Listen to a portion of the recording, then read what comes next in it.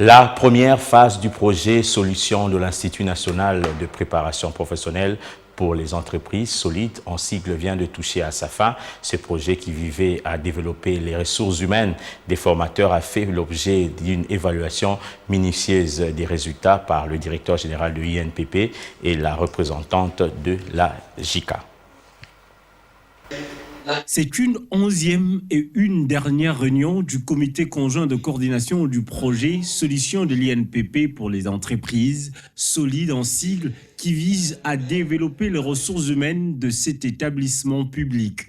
Le directeur général de l'INPP, la représentante de la JICA et autres partenaires ont évalué cette première phase qui a permis de renforcer les capacités de formateurs de ce centre de formation dans le domaine de la soudure spécialisée, mécanique automobile, hydraulique, pneumatique, automate programmable et entrepreneuriat. Le projet solide a également permis d'apporter un appui à l'emploi et établir un mécanisme facilitant l'accès des anciens stagiaires à la microfinance. Les résultats sont très satisfaisants pour l'INPP, d'autant plus que nous avons acquis des bâtiments. C'est financement du projet plutôt JICA. Nous avons écrit des bâtiments ici à Kinshasa et à Lubumbashi. Mais au-delà de ces bâtiments, nous avons aussi bénéficié des équipements. Et il fallait maintenant former des personnes qui devaient effectivement mouvementer ces équipements-là et animer les bâtiments de l'INPP. Et comme notre action est orientée vers les entreprises, vers les employeurs, et ces renforcements des capacités étaient vraiment bienvenus pour l'INPP.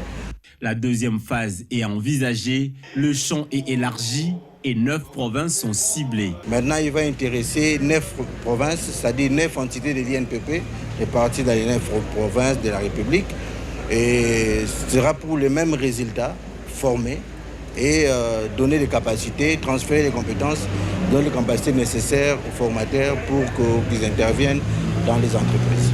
La JICA ne jure que sur la pérennisation de ce partenariat. On voudrait encourager encore à l'INPP de poursuivre ces activités, la mise en œuvre des activités. Et puis, comme nous avons signé le procès verbal de la coopération pour les 4 prochaines années, donc on va continuer à accompagner à l'INPP pour la pérennisation des résultats qu'on a obtenus au cours de la première phase.